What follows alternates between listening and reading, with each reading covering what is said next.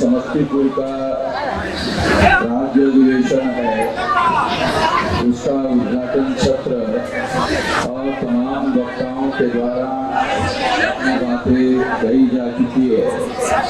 मैं इस सत्र का कंक्लूड करने जा रहा हूँ और कंक्लूजन में जो उद्घाटन सत्र के लिए विषय रखे गए हैं उस संबंध में कुछ बातें आपको रखना चाहता हूँ, बताना चाहता हूँ। तो पहला विषय है ओबीसी की जाति आधारित जनगणना के साथ सभी जाति की जाति आधारित जनगणना नहीं कराना एक भयानक षड्यंत्र, एक विश्लेषण, एक विषय है। दूसरा विषय है शासक जाति के लोग जाति आधारित जनगणना क्यों नहीं करना चाहते, एक तथ्यपूर्ण खोज। तीसरा विषय है समान नागरिक संहिता का कानून लागू होने से आदिवासियों के कस्टमरी लॉ एवं संवैधानिक अधिकार समाप्त होने का खतरा है, ये गंभीर चिंतन। और आखिरी विषय है कॉमन सिविल कोड के द्वारा SC, ST, OBC तथा धार्मिक अल्पसंख्यक लोगों के ऊपर हिंदू के नाम पर ब्राह्मण धर्म थोपने का अभियान एक गंभीर चिंतन। ऐसे कई विषय आज चर्चा करने के लिए रखे गए हैं। तमाम वक्ताओं के द्वारा अपनी बातें आप लोगों के सामने कही जा चुकी है।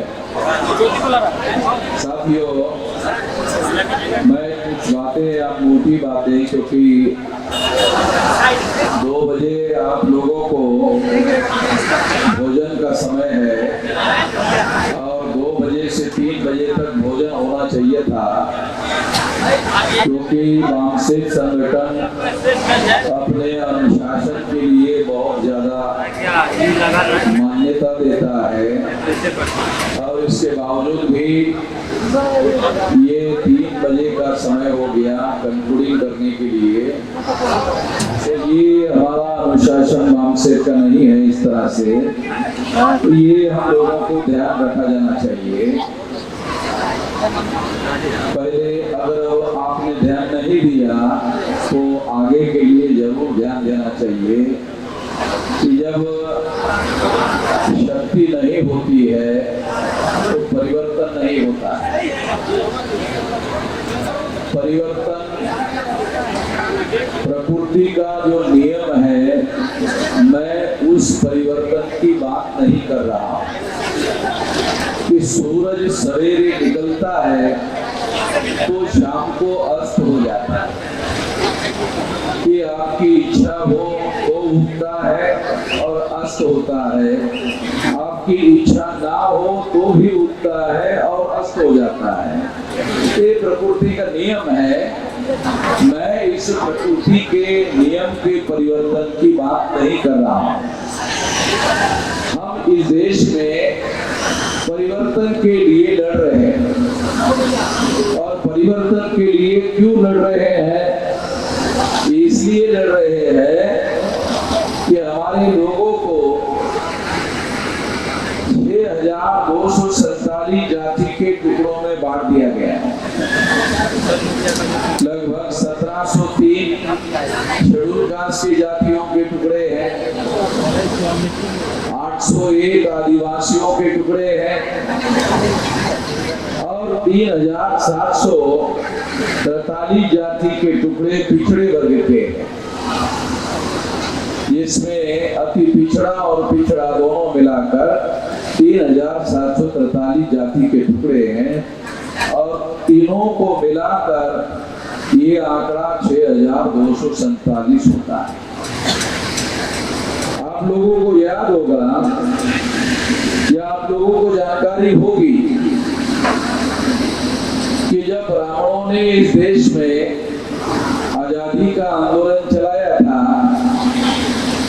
तो वो भारत के लोगों को अंग्रेजों के विरोध में भड़काने के लिए कहा करते थे कि अंग्रेज लोग बुरे लोग हैं, तो लोग पूछते थे क्यों बुरे हैं, तो वो ब्राह्मण लोग कहते थे कि अंग्रेजों ने हमारे लोगों के टुकड़े किए। तो लोग पूछते थे कितने टुकड़े किए, तो ब्राह्मण कहते थे कि अंग्रेजों ने हिंदू और मुसलमान 2 टुकड़े किए। ब्राह्मण कहते थे कि अंग्रेजों ने हिंदू और मुसलमान 2 टुकड़े किए। मगर मैं आपको बताना चाहता हूं कि ब्राह्मणों ने शेड्यूल कास्ट के 1703 टुकड़े किए, क्योंकि 1703 जातियां हैं शेड्यूल कास्ट की।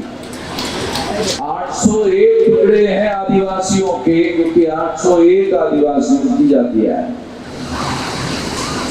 और पिछड़े वर्ग की 3743 जातियां हैं। तीनों को मिलाकर 6247 जाति के टुकड़ों में ब्राह्मणों ने हमारे लोगों को बांटा। अंग्रेजों ने ब्राह्मणों ने हमारे लोगों को बताया कि अंग्रेज विदेशी थे, तो हमारे लोग भूल गए कि ब्राह्मण भी विदेशी है। तो अंग्रेज जो विदेशी थे वो चले गए, और दूसरा जो विदेशी था ब्राह्मण, उसने भारत पर कब्जा किया हुआ। और ये कब्जा संविधान होने के बावजूद भी, संविधान के द्वारा चुनाव होने के बावजूद भी, और हमारे लोगों की संख्या 85% होने के बावजूद भी, कांग्रेस जो ब्राह्मणों की पार्टी है, या तो उसका कब्जा रहता है, या तो भारतीय जनता पार्टी जो ब्राह्मणों की पार्टी है उसका कब्जा रहता है। कांग्रेस जाती है तो भाजपा आती है, भाजपा जाती है तो कांग्रेस आती है। तो इसका मतलब सिंपल इतना है कि ब्राह्मण जाता है तो दूसरा ब्राह्मण आता है, और हम इस परिवर्तन से खुश हो जाते हैं। ये परिवर्तन नहीं है, ये जैसे थे जो परिस्थिति है, ये जैसे थे परिस्थिति रखने का षड्यंत्र है। तो हम लोग परिवर्तन के लिए लड़ रहे हैं, और परिवर्तन के बजाय हम लोगों को कांग्रेस की जगह भाजपा, भाजपा की जगह कांग्रेस, इस तरह का परिवर्तन भारत में दिया जाता है। क्योंकि एक ब्राह्मण के जगह दूसरा ब्राह्मण आने से, और दूसरा ब्राह्मण के जगह पहला ब्राह्मण आने से परिवर्तन होने वाला नहीं, क्योंकि वो तो वर्ण व्यवस्था की व्यवस्था बरकरार रखेंगे, जाति व्यवस्था की व्यवस्था बरकरार रखेंगे, अस्पृश्यता की व्यवस्था बरकरार रखेंगे, आदिवासियों को सेग्रीगेट करने की व्यवस्था बरकरार रखेंगे, शूद्रत्व पिछड़े वर्ग पर थोपा जाने की व्यवस्था बरकरार रखेंगे, महिलाओं को दास बनाने की व्यवस्था बरकरार रखेंगे, और जो क्रिमिनल ट्राइब्स लोग हैं, जो जराइम पेशा जातियां हैं, उन लोगों के ऊपर उन्होंने जो कानून थोपे हुए हैं उसकी व्यवस्था बरकरार रखना चाहते हैं। तो इस तरह से वो व्यवस्था वैसे के वैसे रखना चाहते हैं, और आजादी को 75 साल हो गए, यही व्यवस्था, इसमें कोई बदलाव तो हुआ नहीं, इसमें कोई मौलिक परिवर्तन तो हुआ नहीं। जो परिवर्तन हमारे पुरखे चाहते थे, जो सबसे बड़े आधुनिक भारत के पुरखे महात्मा ज्योतिराव फुले जो परिवर्तन चाहते थे, जो छत्रपति शाहू महाराज परिवर्तन चाहते थे, जो बाबा साहब आम्बेडकर परिवर्तन चाहते थे, वो परिवर्तन तो आया नहीं। संविधान में वो तमाम अधिकार बाबा साहब आम्बेडकर ने हम लोगों को दिए, मगर वो अधिकार लागू होने का जो काम है वो हो नहीं रहा है, क्योंकि सत्ता जब ब्राह्मणों के नियंत्रण में रहेगी तो संविधान अमल में कैसे आएगा? संविधान तो अमल में नहीं आ सकता। तो इसलिए संविधान अमल में नहीं आ सकता, इसलिए इनके नियंत्रण में देश को रखा जाना खतरनाक है, बदलना हो। और बदलने के लिए ही सारे देश के पिछड़े वर्ग के लोगों को जगाने का हम लोगों ने अभियान शुरू किया। हम ही लोगों के द्वारा पिछड़े वर्ग की जाति आधारित गिनती के लिए भारत बंद करवाने का कार्यक्रम हम ही लोगों ने चलाया। और इस वजह से इस गिनती को रोकने के लिए आरएसएस ने, भाजपा ने एक पिछड़े वर्ग के आदमी को देश का प्रधानमंत्री बनाया। पिछड़े वर्ग के लोगों को हक अधिकार देने के लिए आरएसएस भाजपा ने पिछड़े वर्ग के आदमी को प्रधानमंत्री नहीं बनाया, पिछड़े वर्ग के लोगों की जाति आधारित गिनती रोकने के लिए बनाया। नरेंद्र मोदी गुजरात के बैकवर्ड क्लास के व्यक्ति है, ओबीसी के व्यक्ति है, और उसको प्रधानमंत्री आरएसएस के लोगों ने बनाया। तो आरएसएस के लोगों ने बनाया, 9 साल पूरे हो गए, 9 साल समाप्त हो गए, और अगले साल मई महीने में 10 साल पूरे हो जाएंगे। 9 साल में हमारे लोगों ने ये उम्मीद किया था कि ओबीसी का आदमी देश का प्रधानमंत्री होगा तो वो गिनती करेगा, मगर नरेंद्र मोदी ओबीसी का होने के बावजूद भी उन्होंने गिनती नहीं किया। क्यों नहीं किया? हमारे सामने ये सवाल होना चाहिए, क्यों नहीं किया? क्योंकि Narendra Modi is not a real prime minister of India, he is a nominated prime minister. Narendra Modi जो है एक नॉमिनेटेड प्राइम मिनिस्टर। अंग्रेजी में जो नॉमिनेटेड शब्द है उसका हिंदी में ट्रांसलेशन होता है नामधारी प्रधानमंत्री। नामधारी, नामधारी भी शायद आपको समझ में ना आए, जो कामधारी नहीं है, नामधारी है, नाम के लिए रखा हुआ है। ये नरेंद्र मोदी जो है ये आरएसएस का, ब्राह्मणों का रखा हुआ प्रधानमंत्री है। रखा हुआ नहीं समझते हो? आमतौर पे रखने वाला शब्द महिलाओं के लिए यूज किया जाता है, मैं करना नहीं चाहता। तो यहाँ आरएसएस के ब्राह्मणों ने महिला को नहीं, आदमी को रख लिया। और आप लोग समझदार हो, इसलिए मैं ज्यादा विस्तार में नहीं जाना चाहता। तो ज्यादा विस्तार में जाएंगे तो मुझे बहुत कुछ खोल के बताना पड़ेगा, वो खोल के नहीं बता सकता। माइक पर बहुत सारी बातें नहीं कही जा सकती, सारी चीजें बताई नहीं जा सकती है। तो मगर इतना जरूर है, संवैधानिक लैंग्वेज है। ये बाबा साहब आम्बेडकर ने राउंड टेबल कॉन्फ्रेंस में 1932 को लंदन में कहा था। ये वहां से शब्द लिया मैंने, नॉमिनेटेड। ये मेरा शब्द नहीं है, ये बाबा साहब आम्बेडकर ने 1932 को जो राउंड टेबल कॉन्फ्रेंस हुई थी, उस राउंड टेबल कॉन्फ्रेंस में उन्होंने अंग्रेजों को कहा था हमें नॉमिनेटेड रिप्रेजेंटेशन नहीं चाहिए, हमें रियल रिप्रेजेंटेशन चाहिए, नॉमिनेटेड नहीं चाहिए। तो रियल रिप्रेजेंटेशन के लिए बाबा साहब आम्बेडकर ने शेड्यूल कास्ट और शेड्यूल ट्राइब के लिए सेपरेट डेवलपमेंट की मांग की थी।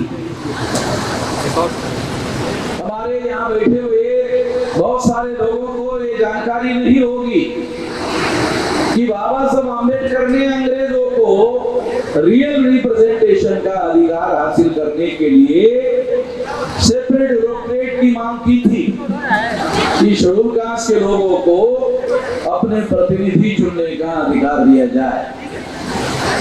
शेड्यूल ट्राइब के लोगों को अपने प्रतिनिधि चुनने का अधिकार दिया जाए। और ये बात अंग्रेजों ने मान लिया था। अंग्रेजों ने 17 अगस्त 1932 को सेपरेट इलेक्टोरेट का अधिकार मान लिया था, स्वीकार कर लिया था। और स्वीकार कर लिया था, मगर गांधी जी ने इसके विरोध में उपवास किया, आमरण अनशन किया। और आमरण अनशन करके हमारे 2 संवैधानिक अधिकार गांधी जी ने उपवास करके छीन लिए। बिहार के लोगों को गांधी जी के प्रति थोड़ा सा प्यार हो सकता है, मेरे मन में भी था। अब मेरे मन में गांधी जी की प्रतिमा शैतान की है, महात्मा की नहीं है। गांधी एक शैतान है, क्योंकि उन्होंने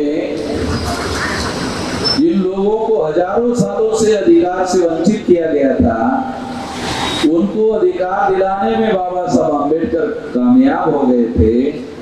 और अंग्रेजों ने राउंड टेबल कॉन्फ्रेंस के बाद 17 अगस्त 1932 को ये अधिकार अवार्ड कर दिया था, दे दिया। यदि गांधी जी ने इसके विरोध में उपवास नहीं किया था, किया होता, तो 131 मेंबर पार्लियामेंट शेड्यूल कास्ट और शेड्यूल ट्राइब के रियल रिप्रेजेंटेटिव के तौर पर चुनकर जाते हैं। और अगर जाते तो क्या होता, जाते तो किसी की भी सरकार सेंटर में शेड्यूल कास्ट और शेड्यूल ट्राइब के समर्थन के बगैर नहीं बनती। आज तक कांग्रेस की 56-57 साल सरकार रही, अनुसूचित जाति और जनजाति के सपोर्ट के बगैर सरकार कांग्रेस की नहीं बनी। दूसरी, नरेंद्र मोदी प्रधानमंत्री हैं और अभी उनके 303 मेंबर पार्लियामेंट है, उसमें 76 शेड्यूल कास्ट शेड्यूल ट्राइब के है। अगर शेड्यूल कास्ट शेड्यूल ट्राइब के माइनस कर दो तो नरेंद्र मोदी की सरकार भर के गिर जाएगी। इसका मतलब है कि शेड्यूल कास्ट और शेड्यूल ट्राइब के समर्थन से ही नरेंद्र मोदी प्रधानमंत्री बना हुआ है। मगर जिनके सपोर्ट और समर्थन से प्रधानमंत्री बना हुआ है, उनकी कोई सरकार, उनकी कोई सुनवाई नहीं करती है। तो मैं आप लोगों को ये बात समझा रहा हूं कि आजाद भारत में चाहे कांग्रेस की सरकार हो और बीजेपी की सरकार हो, 131 मेंबर पार्लियामेंट के सपोर्ट के बगैर किसी की भी सरकार आज तक नहीं बनी सेंटर में। तो ये लोग सपोर्ट किए बगैर सेंट्रल में बहुमत ही नहीं बनता, और जो बहुमत नहीं बनता है तो सरकार बनती नहीं है। इसलिए यदि 131 मेंबर पार्लियामेंट सेपरेट इलेक्टोरेट लागू होता और सेपरेट इलेक्टोरेट लागू होकर यदि अमल में आता और इसके विरोध में गांधी उपवास नहीं करते, तो ये 131 मेंबर पार्लियामेंट हमारे SC ST के चुनकर जाते। तो कोई भी सरकार SC ST के समर्थन के बगैर दिल्ली में सरकार नहीं बना सकते थे। मतलब हमारे SC ST के लोगों के संगठन के बगैर सेंटर में किसी की सरकार नहीं बनती। तो इसका पहला फायदा क्या होता? पहला फायदा ओबीसी को होता। वो कैसे? पहला फायदा शेड्यूल कास्ट और शेड्यूल ट्राइब के लोगों को जो रिजर्वेशन 26 जनवरी 1950 को लागू हुआ, वो रिजर्वेशन ओबीसी को लागू क्यों नहीं हुआ? इसके बारे में हमारे ओबीसी के लोगों ने कभी सोचा है? अगर 131 मेंबर पार्लियामेंट सेपरेट इलेक्टोरेट में लागू होते, अमल में आते, तो शेड्यूल कास्ट और शेड्यूल ट्राइब के समर्थन से सेंट्रल की सरकार बनती, तो 26 जनवरी 1950 को ही ओबीसी को रिजर्वेशन लागू हो गया। एजुकेशन में रिजर्वेशन लागू हो गया होता, सर्विसेज में रिजर्वेशन लागू हो गया होता, रिजर्वेशन प्रमोशन में अधिकार लागू हो गया होता, और ओबीसी को यह अधिकार मिल गया होता। मगर ओबीसी के लोग गांधी जी के नाम पर पागल थे। ओबीसी के लोग गांधी जी के नाम पर पागल थे। और गांधी जी के साथ में थे। गांधी जी के साथ में जाने की वजह से कांग्रेस के साथ रहे। कांग्रेस के साथ रहने की वजह से क्या हुआ? तो ओबीसी को रिजर्वेशन 26 जनवरी 1950 को मिला ना, जातीय आधारित गिनती हुई, दोनों बातें नहीं हुई। गांधी जी के साथ ओबीसी के लोगों को जाने से सबसे ज्यादा ओबीसी का नुकसान हो गया। मतलब रिजर्वेशन भी नहीं मिला, जातीय आधारित गिनती भी नहीं हुई, और ओबीसी के लोगों ने अपना आत्मघात किया। उसके साथ साथ क्या किया? 17 अगस्त 1932 को जो कम्युनल अवार्ड डिक्लेयर हुआ था, उसमें शेड्यूल कास्ट शेड्यूल ट्राइब को जो सेपरेट इलेक्टोरेट दिया था, उसके विरोध में गांधी का साथ दिया, सेपरेट इलेक्टोरेट खत्म हो गया। ओबीसी का समर्थन लेकर गांधी ने एससी एसटी का रिजर्वेशन समाप्त कर दिया। 131 मेंबर पार्लियामेंट जो सेपरेट इलेक्टोरेट में चुनकर जा सकते थे, खत्म कर दिया। ओबीसी का समर्थन गांधी ने लिया, और गांधी ने ये समर्थन से समाप्त कर दिया। एससी एसटी का सेपरेट इलेक्टोरेट खत्म कर दिया, और खत्म करने के बाद फिर ओबीसी के पिछवाड़े पे ला दिया।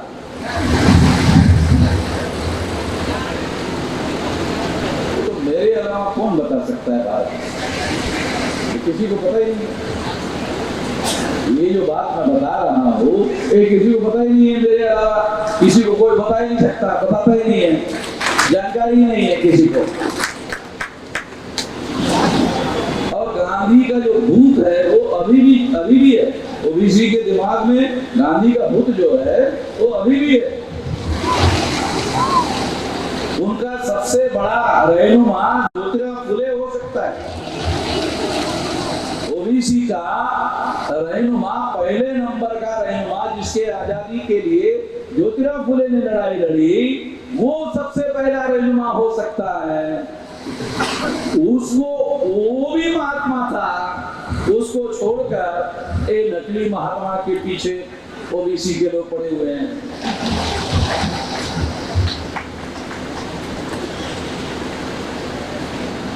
मैंने नॉर्थ इंडिया में छानबीन की, तो मुझे ओबीसी के अंदर एक बहुत बड़ा मिसअंडरस्टैंडिंग देखा।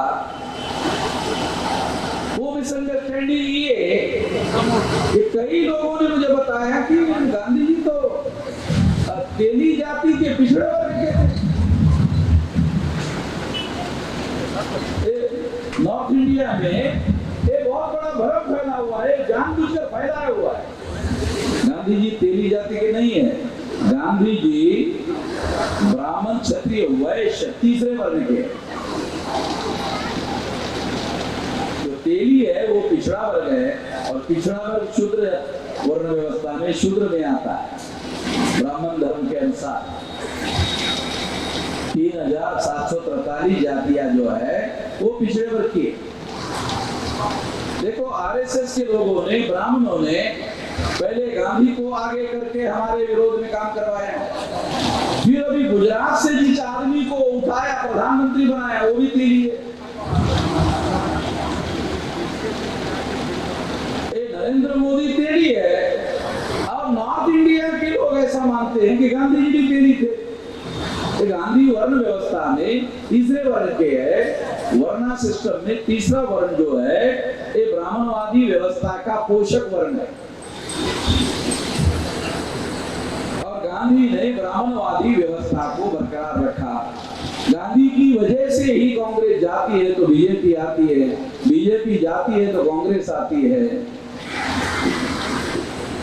इसके लिए गांधी जिम्मेदार है, क्योंकि द्विज राजनीति का सूत्रधार आधुनिक भारत में गांधी है। द्विज हिंदी शब्द है, इसको अंग्रेजी में टॉइज बॉर्न बोलते हैं। द्विज का मतलब होता है टॉइज बॉर्न, 2 बार जन्म लेना चाहिए, वो लेने वाला। तो ब्राह्मणों का एक सिद्धांत है द्विज एक सिद्धांत है, द्विजन्मा का क्या अर्थ है?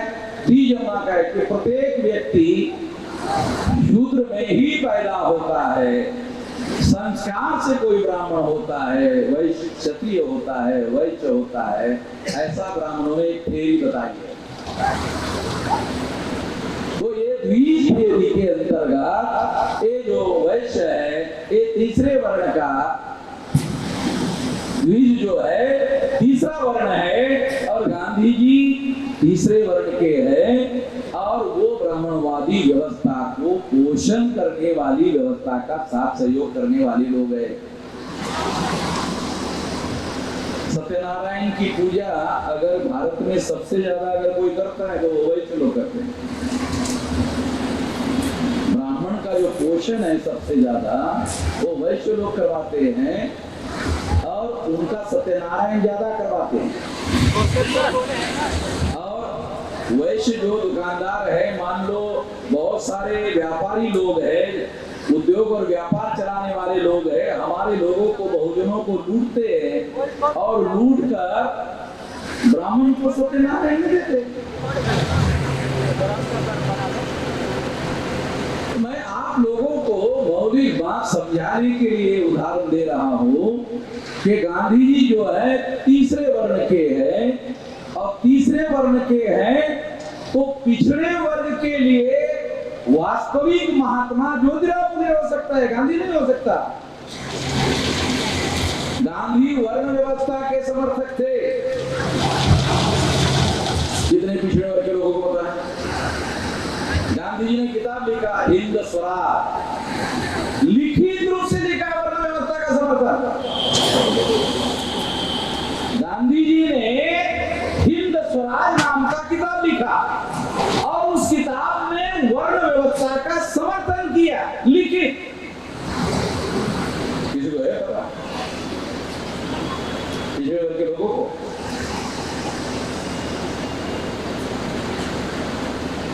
नॉर्थ इंडिया में और एक भ्रम मैंने देखा, वो भ्रम ये भी है कि जो अछूत जाति के लोग हैं वो शूद्र है। ये बहुत बड़ा भ्रम नॉर्थ इंडिया में ये भी है, बहुत गलत भ्रम। अछूत लोग शूद्र नहीं है, पिछड़े वर्ग के लोग शूद्र है। वर्ण व्यवस्था के अनुसार ओबीसी के लोग ब्राह्मण धर्म के अनुसार शूद्र है, अछूत तो वर्ण व्यवस्था के बाहर के लोग हैं, वर्ण व्यवस्था के अंदर नहीं है। ये तो छूने लायक नहीं है, जो छूने लायक नहीं है वो अंदर कैसे हो सकता है? अंदाजी हो क्या?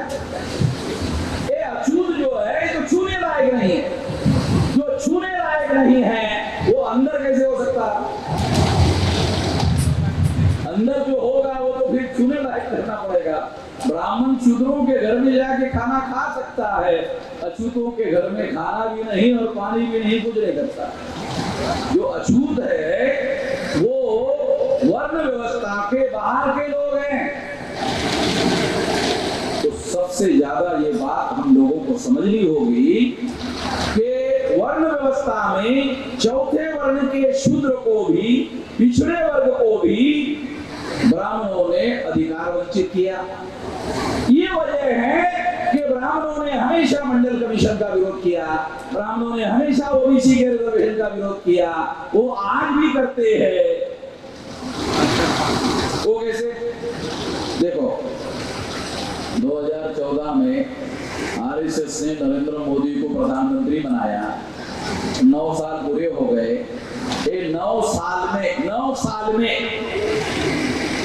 आरक्षण शब्द का उच्चारण, अमल छोड़ो, नरेंद्र मोदी ने उच्चारण किया, ऐसा मुंह से बोला, आरक्षण ऐसा शब्द बोला, देने की जो दिया नहीं दिया, आरक्षण नाम का शब्द का उच्चारण किया नरेंद्र मोदी ने। कितना डरा हुआ है, आरएसएस से कितना डरा हुआ है कि वो आरक्षण शब्द का उच्चारण तक नहीं कर पाया।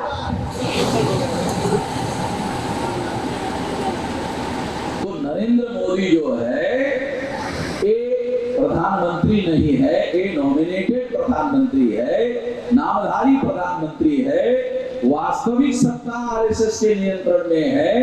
आरएसएस आरक्षण का विरोधी है। आरक्षण पर 9 साल में आरक्षण शब्द का उच्चारण नहीं हुआ। लेने देने की जो कितने विरोधी है आप अंदाजा लगा सकते हो। इसलिए ये बात मैं आप लोगों को समझा रहा हूं कि ये बातें आप लोगों को समझ में आ जाए कि कांग्रेस जाती तो बीजेपी आती है, बीजेपी जाती तो कांग्रेस आती है। ये व्यवस्था आधुनिक भारत में संख्या हमारी है। 100 में 85% लोग हमारे हैं, 3.5% ब्राह्मण हैं, 3.5% की रूलिंग पार्टी, 3.5% की ही अपोजिशन पार्टी, 3.5% की ही रूलिंग पार्टी, 3.5% की ही अपोजिशन पार्टी। रूलिंग भी ब्राह्मण, अपोजिशन भी ब्राह्मण।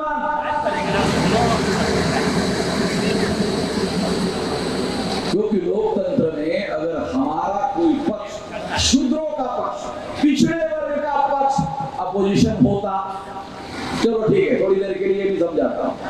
अगर शूद्रों का, पिछड़े वर्ग का पक्ष अगर विरोधी पार्टी होती तो लोकतंत्र में ये उम्मीद होती है कि विरोधी पार्टी कभी न कभी सत्ताधारी पार्टी बनेगी। लोकतंत्र में ऐसा होता है कि जो विरोधी पार्टी होती है वो चुनाव में सत्ताधारी पार्टी बन सकती है। जैसे कांग्रेस सत्ताधारी पार्टी थी, बीजेपी अपोजिशन में थी, तो अपोजिशन वाली बीजेपी सत्ता में आई। तो हमारी 85% लोगों की अपोजिशन पार्टी भी नहीं है, रूलिंग तो छोड़ो, अपोजिशन में भी नहीं है। संविधान में, कानून में सारी व्यवस्था है, अमल में नहीं। संविधान में सारी व्यवस्था है, कानून में सारी व्यवस्था है, अमल में व्यवस्था नहीं है। तो हमारे सामने सबसे बड़ा सवाल संविधान की व्यवस्था को अमल में कैसे लाया जाए। मौलिक सवाल कि संविधान में जो है वो कांग्रेस अमल में नहीं लाएगी, बीजेपी अमल में नहीं लाएगी, तो इसको अमल में कैसे लाया जाए। जब तक अमल में नहीं आएगी व्यवस्था, हमारे देश में बदलाव नहीं होगा, परिवर्तन नहीं होगा। कैसे अमल में आएगी ये व्यवस्था? तो ये व्यवस्था कैसे अमल में आएगी उसका केवल एक तरीका है, वो है हमें SC, ST, OBC माइनॉरिटी की संगठित शक्ति का निर्माण करना होगा और संगठित शक्ति निर्माण करके वो बदलाव हमें ही करना होगा। ये उपाय है, ढूंढ के निकाला गया है। इस उपाय पर अमल करने के लिए मैं 18 साल 3-4 महीने की मेरी उम्र थी, अभी 66 साल है, 48 साल से रात दिन सारे देश भर में घूम रहा हूं। 48 साल हो गए, 66 साल, 18 साल 3-4 महीने की मेरी उम्र थी, 48 साल अभी हमने 31 राज्यों में 567 जिलों में 4000 से ज्यादा तहसीलों में 22,000 से ज्यादा ब्लॉक में और 1.5 लाख से ज्यादा गांवों में इस संगठन का जाल फैलाया है, संगठित शक्ति निर्माण करके।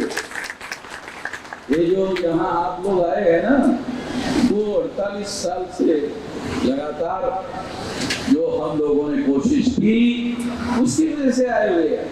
वो भी किसी अखबार ने हमारी कोई खबर नहीं छापी,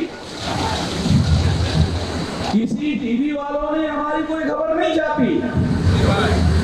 एक मौखिक रूप से लोगों तक हमने जो आवाज पहुंचाई उसकी वजह से। और अगर अखबार वालों ने ऐसा किया होता, खबरें छापा होता, तो हम लोग सारा बदल देते, अभी सब कुछ बदल देते। क्योंकि जो बात हम कहते हैं वो बात लोगों की बात कहते हैं, लोगों को जो जरूरी है। हमारा एमएलए है बोलता नहीं, हमारा एमपी है बोलता नहीं, हमारा मंत्री है बोलता नहीं। अरे जो बोलता ही नहीं है वो करेगा क्या?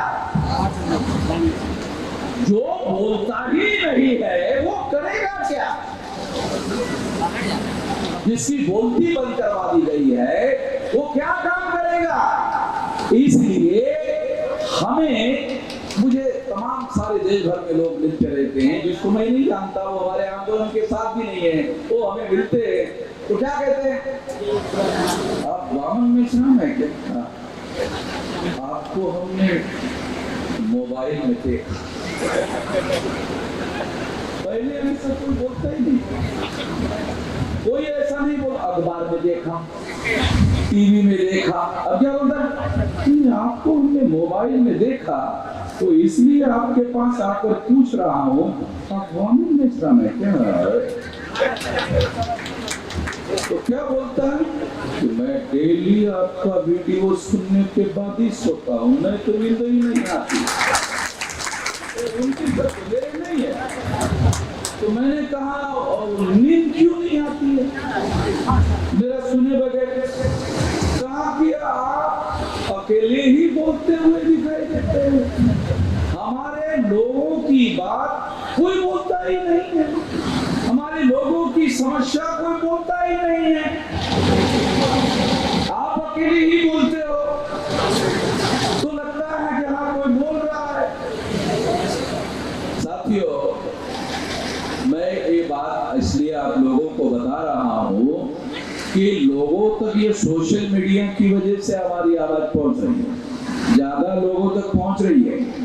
और आने वाले समय में हम लोगों ने जो एजेंडा फिक्स किया 2030 तक, 1.5 लाख गांव तक पहुंचा, 6 लाख गांवों तक 2030 तक पहुंचना है। 7 साल में कोई मरने वाला नहीं है। अगर कोई बुढ़ा मेरी सुन ले वो नहीं मरेगा। अगर वो सुन ले, अगर कोई बुढ़ा मेरी सुन ले तो उसको उम्मीद जगेगी। तो दुनिया तो उम्मीद पर कायम है, उम्मीद पर कायम है तो बुढ़ा भी नहीं मरेगा, जवान कहां से मरेगा? तो 7 साल का समय है, ज्यादा समय नहीं है। तो 6 लाख गांव में हमारा आंदोलन पहुंच जाएगा, 7 साल। तो आपको 6 लाख गांव में पहुंचना नहीं है, 6 लाख गांव में आपको पहुंचाना नहीं है, वो तो मेरी जिम्मेदारी है। नहीं तो आप 6 लाख गांव कैसे होगा भाई?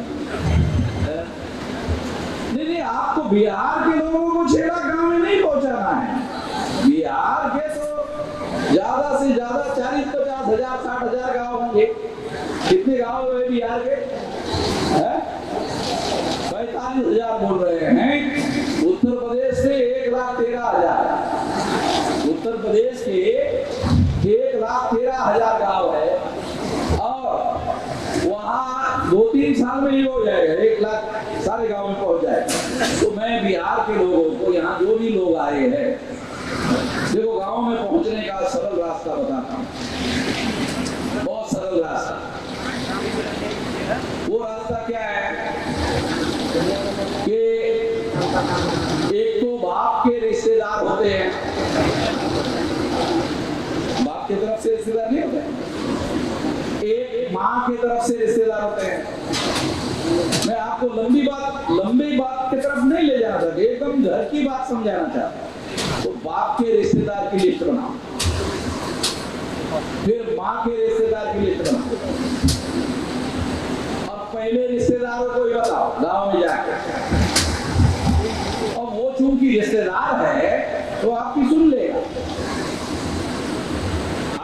लेगा, और सुनने के बाद में जैसे तुम मेरा वीडियो सुनते हो उसको भी सुना देना। ज्यादा तो समझा नहीं पाओगे तो मेरा वीडियो समझा देना, सुना देना। अगर आप ऐसा करते हो तो माँ के रिश्तेदार जुड़ जाएंगे, बाप के रिश्तेदार भी जुड़ जाएंगे, और इस तरह से सारे देश भर में अगर आप करते हो तो 7 साल नहीं 3 साल में ही हो जाएगा। 3 साल में ही 6 लाख गांव हो जाएंगे। और अगर 6 लाख गांव के लोग schedule caste, most backward schedule caste, extreme backward schedule caste, schedule tribe, most backward schedule tribe, nominated tribe, MBC, OBC और माइनॉरिटी के लोग अगर आप जोड़ लेते हो, इस तरीके से जोड़ लेते हो, तो जिस तरह से 9 अगस्त 1942 को गांधी जी ने क्विट इंडिया मूवमेंट चलाया था अंग्रेजों के विरोध में, उन्होंने 9 अगस्त 1942 को एक आंदोलन चलाया था। उस आंदोलन का नाम था क्विट इंडिया, भारत छोड़ो। तो 3 करोड़ लोगों को सड़कों पर उतारा था। तो उस आंदोलन के बाद अंग्रेजों ने घोषित कर दिया था, ठीक है छोड़ देते, भारत छोड़ देते, ज्यादा हंगामा मत करो। वो डर गए, 3 करोड़ लोग सड़कों पर करने के बाद में डर गए। ब्राह्मण बदमाश लोग है, 3 करोड़ से काबू नहीं होंगे। ये 5 गुना 15 करोड़ लोगों को उतारना पड़ेगा। भौगोलिक नेटवर्किंग का संगठन हमारा है, उसके द्वारा हम 15 करोड़ लोगों को सड़कों पर उतार सकते हैं। यदि आप एक गांव में 2 लोगों को इकट्ठा कर लो, 6 लाख इंटू 2 12 लाख, 10 लोग इकट्ठा करो 60 लाख, 100 लोग इकट्ठा करो 6 करोड़, 200 लोग इकट्ठा करो एवरेज 12 करोड़, 250 लोग इकट्ठा करो 15 करोड़। अगर भौगोलिक नेटवर्किंग से आपने 15 करोड़ लोग इकट्ठा कर लिया तो फिर सोशल नेटवर्किंग का कार्य करना। दूसरा, सोशल नेटवर्किंग में क्या है? शेड्यूल कास्ट की 1703 जातियां हैं, आदिवासियों की 801 है, ओबीसी की 3743 है। तो भौगोलिक नेटवर्किंग से अगर आपने 15 करोड़ इकट्ठा कर लिया तो सोशल नेटवर्किंग में अगर 6047 जाति के लोगों को अगर आपने जगा दिया, जगे हुए लोगों को जोड़ दिया, जोड़कर शक्ति का निर्माण किया, शक्ति को संगठित में रूपांतरित कर दिया और उसको एक्शन में लाया, तो 25-30 करोड़ लोग सोशल नेटवर्किंग में 6247 जाति के लोग इकट्ठा हो सकते हैं। तो 40-50 करोड़ लोग सड़कों पर उतर सकते हैं। अगर 40-50 करोड़ लोग अगर सड़कों पर उतर गए, भारत में कुछ नहीं करना है, कोई हथियार उठाना नहीं है, कोई बंदूक, चाकू, छुरी, गोली कुछ नहीं उठाना है, बस केवल मैदान में उतरने का। मैदान में अगर उतर गए तो ब्राह्मणों को चाइना के तरफ भागना पड़ेगा, वो आने नहीं देगा, वो तो गोली लेके खड़ा होगा। पाकिस्तान के तरफ तो ब्राह्मण जाना ही नहीं चाहिए, तो वो तो जहां मशीन गन लगा के रखा हुआ। ज्यादा से ज्यादा नेपाल के तरफ जा सकते हैं, जानते हो उत्तर प्रदेश के पास या इधर ये नेपाल लगा हुआ है, आपके बिहार को भी सटा हुआ है, गोरखपुर को सटा हुआ है नेपाल का बॉर्डर। तो ज्यादा से ज्यादा नेपाल में जा सकते हैं। नेपाल में क्या है?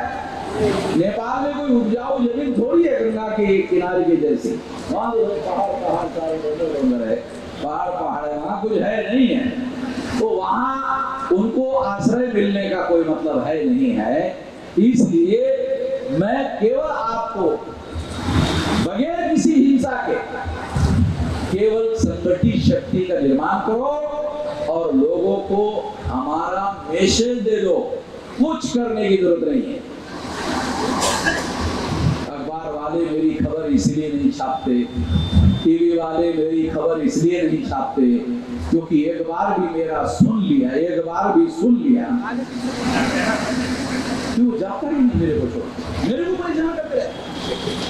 रात के 4 बजे अमेरिका से टेलीफोन आता है, विश्राम जी आपका मोबाइल सुन रहा, अरे मेरे को सोने को दे।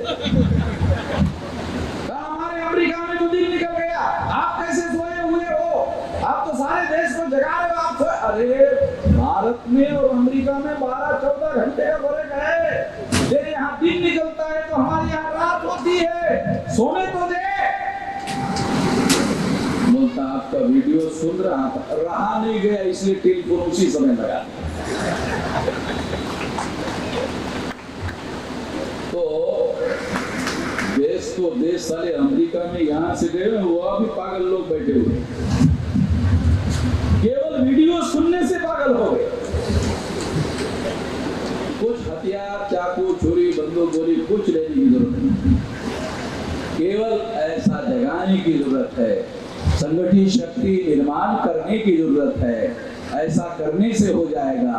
अगर आप ऐसा करते हो, ऐसा करो, केवल सुनने से, ताली बजाने से काम नहीं होगा।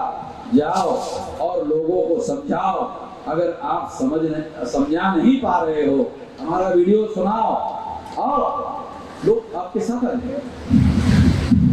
संगठित शक्ति निर्माण करो, बदलाव संगठित शक्ति से होगा।